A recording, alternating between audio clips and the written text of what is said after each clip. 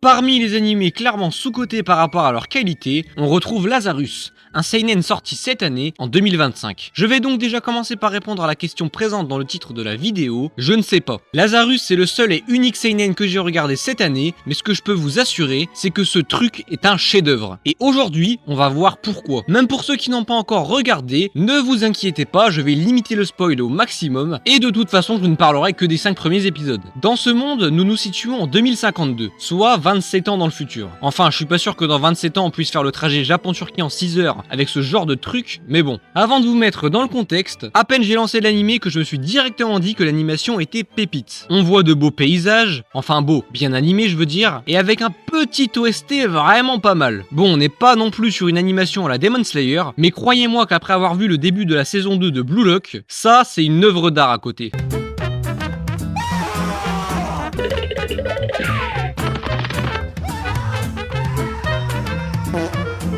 On rencontre le héros de l'histoire assez vite, mais avant ça, on apprend la situation désastreuse du monde actuel. Il y a 3 ans, le docteur Skinner, réputé pour être encore plus intelligent qu'Einstein lui-même, créait un certain médicament appelé l'Apna. Ce produit est un antidouleur vraiment efficace, qui peut même soigner les douleurs mentales. C'est un médicament facile d'accès et très peu cher. Presque toute la population mondiale en a déjà consommé, mais vous voyez déjà le revers de la médaille arriver. Déjà, premièrement, l'Apna crée une forte dépendance chez les plus jeunes notamment, qui l'utilisent comme une substance pas très légale. À l'époque c'était Coca Mentos, maintenant c'est Coca Boycott, et dans Lazarus c'est Coca Apna. Les mélanges chelous avec le soda c'est pas prêt de se finir, hein. Mais ça c'est rien à côté de ce que le docteur Skinner va révéler à la population mondiale en live 3 ans après, soit dans le présent. Dans 30 jours, une substance toxique contenue dans l'Apna tuera tous les gens qui en ont consommé. Skinner dit qu'il fait ça en réponse au monde qui ne cesse de détruire la planète. Il avait avant tout ça tenu une conférence à l'ONU, mais presque personne ne l'a écouté. Il révèle qu'il possède le remède et que si personne ne le retrouve dans les 30 prochains jours, ça en serait fini pour l'humanité. Les médecins du monde entier se mirent au travail pour trouver une solution, mais ils comprirent très vite que 30 jours ne seront pas suffisants. Par ailleurs, Skinner n'a pas menti sur l'Apna, car un singe en ayant consommé avant tout le monde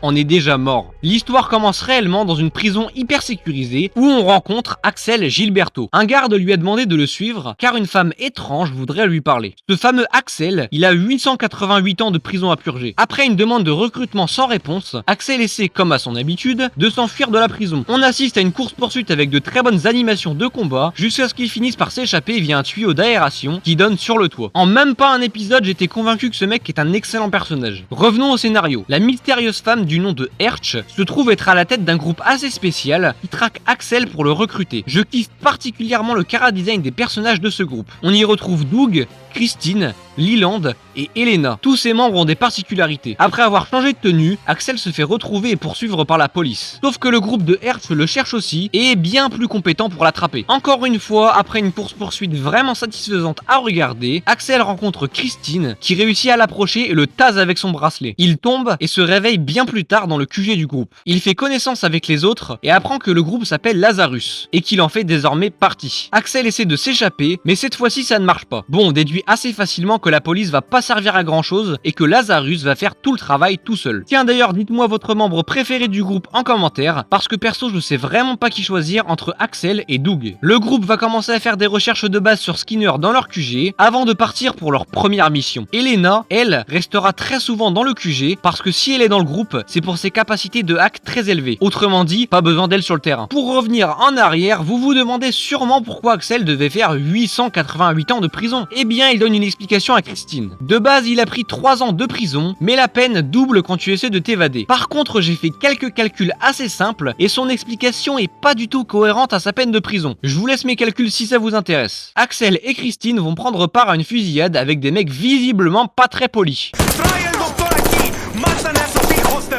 Apparemment, il y a aussi des latinos. Bref, ils finissent la mission et ne trouvent pas Skinner. En même temps, dès l'épisode 2, ce serait vachement con quand même, hein. Au passage, Leland et Christine vont se rendre dans la maison de Skinner afin de chercher des indices. Et visiblement, il y a pas mal de monde qui sont passés avant eux, dont le grand détective Thibaut InShape. Pour revenir sur des choses plus sérieuses, j'adore cet animé pour plein de raisons. La construction du monde est excellente, on peut y voir toutes sortes de catégories sociales, d'institutions et surtout une logique hyper satisfaisante à suivre entre les différents événements qui se déroulent tout tout autour du monde. On ressent la pression à chaque épisode avec le compte à rebours qui nous indique le nombre de jours restants avant le drame. Au passage, je sais pas vous, mais perso je trouve que les persos ont des mentalités et réflexions très réalistes. Par exemple, Leland, il décide de ne plus aller en cours, pas parce qu'il a la flemme, mais tout simplement car il n'en voit plus l'intérêt. D'ailleurs, on se pose beaucoup de questions en regardant l'animé. Qui est réellement Hertz et comment en est-elle arrivée là? Pourquoi Skinner, qui était un fervent défenseur de la paix et de la planète, a décidé de vriller avec l'Apna? Quel est le passé de Doug, Christine et les autres? Est-ce que Lazarus retrouvera le docteur Skinner?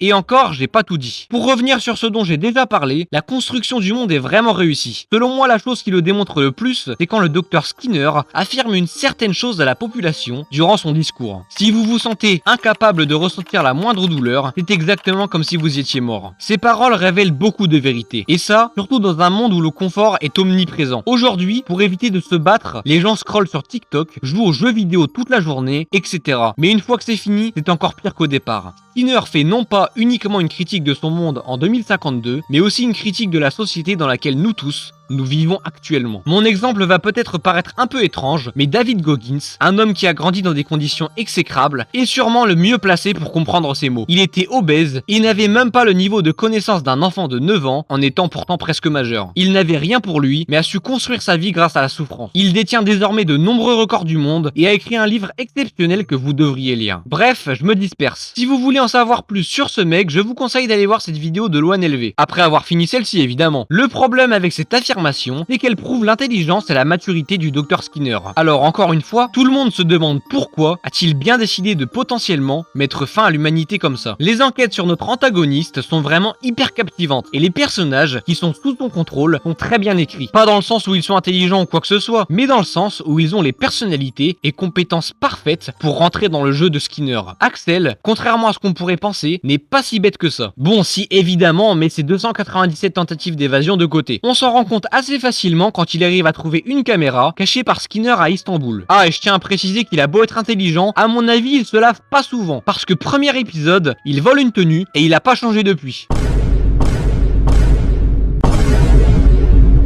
J'imagine qu'on n'est pas prêt de le voir s'habiller autrement. Hein. Et les voitures dans cet anime, on en parle ou... Non mais sérieux, il y en a une qui peut lancer des drones et les autres qui sont... moches. Ah bah je vais pas vous mentir, hein. Si c'est ce genre de voiture qui nous attend en 2052, je préfère ne pas passer mon permis. Flash spécial. On m'informe à l'oreillette que des choses extrêmement louches se sont passées dans un ascenseur il y a quelques instants. Je rappelle que le grand Axel Gilberto ne s'est toujours pas lavé, ce crasseux là. Ça y est, j'ai décidé que je préférais Doug, ce mec est trop douteux pour moi. Bref, je vais vous faire un espèce de trailer pour vous motiver à regarder l'animé. Vous êtes prêts? Si c'est non, je m'en fous. C'est parti. Dans un monde où le célèbre docteur Skinwalker a vendu du Doliprane toxique à la planète entière, une bande du nom de Lézard va s'assembler. Parmi cette bande, Axel Liberto, notre protagoniste, qui a battu le record du monde de jours sans douche. Leur mission, retrouver le docteur Skinwalker et trouver le remède du Doliprane maudit. Et pour ça, ils vont employer les grands moyens. Ils utiliseront les nouvelles Tesla dégueulasses d'Elon Musk et transformeront même Leland en un clone miniature de Benoît Chevalier. Vous voulez de l'action? Vous allez en avoir. Et ça, surtout dans l'ascenseur de ce building absolument random. Alors, pas mal le trailer, hein? Non, il est pas ouf? Vous savez que j'enregistre cette vidéo sous une couette et qu'il fait 45 degrés en dessous? Bon, oui, je vous accorde que je suis en train de vriller. Vous m'excuserez, j'ai fait un petit mélange vodka apna avant d'écrire le script, c'était succulent. Oh, et puis vous savez quoi? Je vais le trouver moi-même, le docteur Skinner. Je vous enverrai un post dans l'onglet communauté quand je l'aurai chopé. Bon, j'arrête de déconner. Franchement, allez tous voir Lazarus, c'est une petite pépite. Lâche ton like et bye les boss!